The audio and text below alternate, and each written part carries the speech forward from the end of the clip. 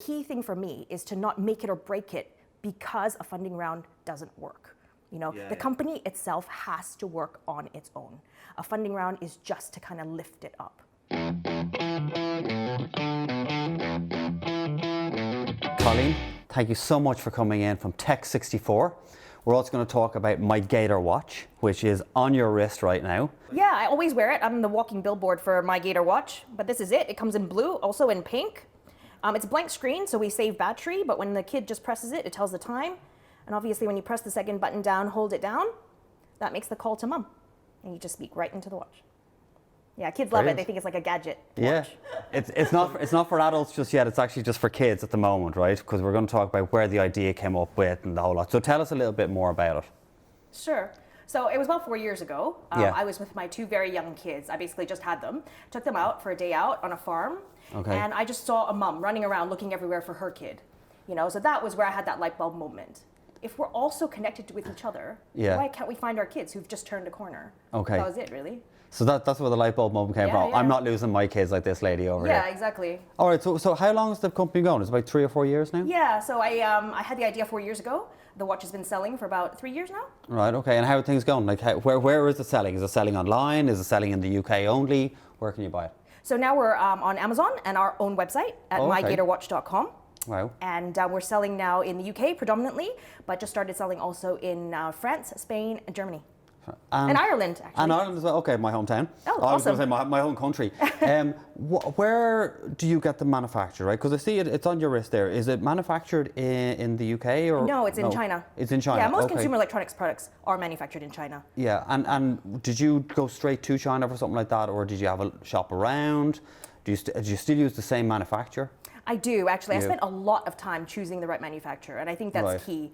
And so for me, at the very beginning, when I had the idea, I basically got samples from many, many manufacturers. Again, in China, because that's where all the products are made. Okay. And I did an extensive research and testing and trialing and working with different manufacturers. And the key thing was actually trust. Do I trust this person, who's a gazillion miles away to actually do the product that I want?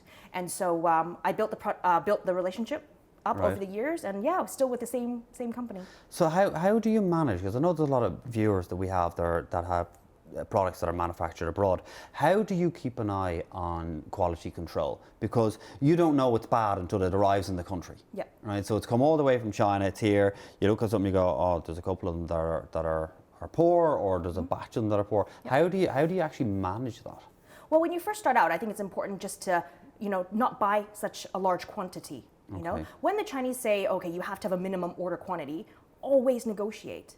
To me, there's no such thing as a minimum order quantity. What did they tell you your minimum order was when you first? Well, when I first called them, it was like 1,000, 10,000. But I ended up getting 5.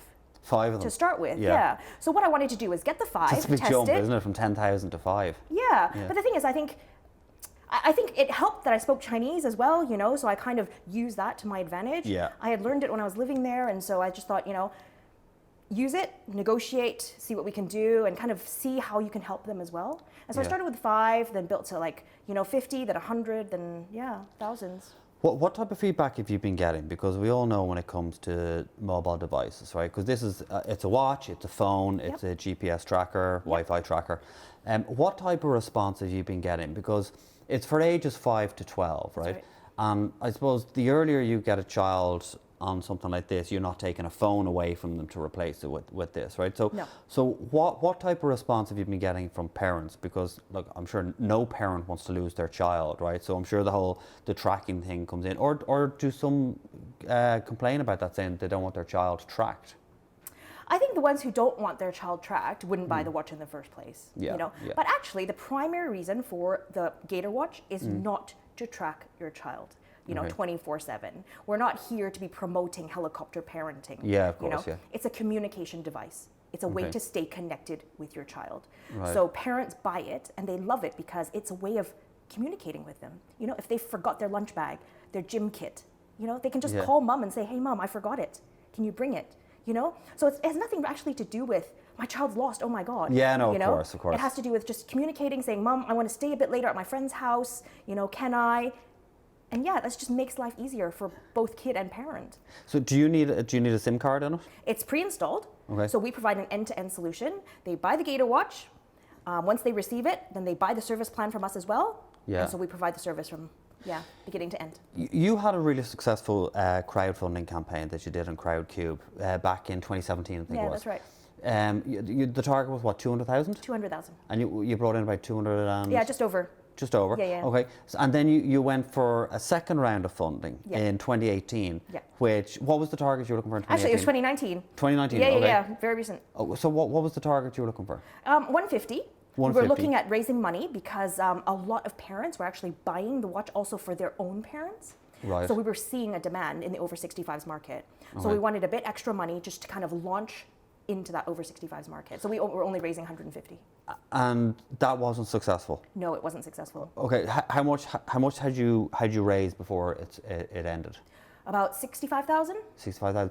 Why do you think? Because like obviously you've gone from one really successful round, right, to one now that wasn't successful. Do you have any idea why it wasn't successful? Did you have enough? Because with the first one, did you have a certain amount closed before you went live with it, or did About you just push it out live? 25%. 25%. Because they'd say now you need it roughly around 50%, if not more. Yeah. What did you have in the second round?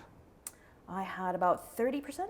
Okay, all right. So do you think that was probably one of the main reasons why it didn't hit the target number? I don't know. I can't really pinpoint to an exact reason. Yeah. I did ask for a lot of feedback, from investors from my first round even. Yeah. And it was a wide range of reasons. Okay. But give us some of them. What were they? Brexit as one of them. Uncertainty with what and where to invest their money. Really? Yeah. I got that from a few people, especially the first round investors. So what are you going to do now? Because you obviously still need to raise money. So what are you going to do? Well, the good thing is I've actually, before even doing this round of funding, I've really spent a lot of time this year just kind of analyzing the company finances. Okay. So the key thing for me is to not make it or break it because a funding round doesn't work. The company itself has to work on its own. A funding round is just to kind of lift it up, right? Right, yeah. So we've really took a deep dive into company costs, expenses, generate revenue, and we've done a total revamp. Cut where we need to cut, spend more on targeted, for example, marketing spend, and it's actually worked really, really well. So we've been able to increase revenues, decrease costs. So we're actually generating a lot more, spending power within the company itself. And I guess what the second crowdfunding experience for me made me realize is, there are other ways of, raising money. And one way for me is corporates. Yeah, of course, A lot of major corporates now are looking for startups and to work with them. So it may not be a major, substantial investment monetary-wise, but they're looking at investing resources. Have you reached out to any? What's your experience? I have, with it? yes. Yeah. So what's it been like? Yeah. Well, AXA, as an example, for one. So in 2018, I won a big competition with AXA, and they're backing me in terms of PR, marketing, and they're really putting value into what I'm doing. Are they investing in you? They're not investing money; No. they're investing resources. Resources, okay. Yeah, so any help right. they can do on the PR front. Yeah. And so, What do they want in return for that? I don't know. They're just out there trying to help startups. Okay, all right, because that's they good. actually like the idea that startups are coming up with different health tech products Yeah. that can actually help their consumer base. Okay, might get them on the show, see if we can get a bit more information out of them. Yeah. So it's called the AXA Health Tech Challenge. Brilliant. It's every year, and it's amazing. It raises the profiles of a lot of startup companies in the health tech space. So what's next for you? Because I know you were saying the Gator Watch was targeted towards children when you first came out. Now you see a demand for parents buying it for their parents, right? That's right. So what's next for you? Where are you going there? Because obviously you're going to be marketing it one way, and now you're going to pivot. Well, not pivot, but you're going to start adding towards another market. So what way are you going to do that? How are you going to market it? So we're going to start 2 channels, Yeah. and then do our market research. So we're still in the phase of doing market research now as to how to market the product to the over 65s. But I think the key thing with the over 65s market is actually looking more at care homes. Right. So what we're doing now is the next generation product. And it's not news out yet, but we're going to be working with one of the world's renowned universities who does research on mobile tracking. And together, we're going to create a second generation product that's going to have the most accurate tracking commercially available. Wow, okay. So when is that to come in? Well, we're hoping 2020. 2020, okay. Yeah. Do you need to raise money, obviously, for that to happen?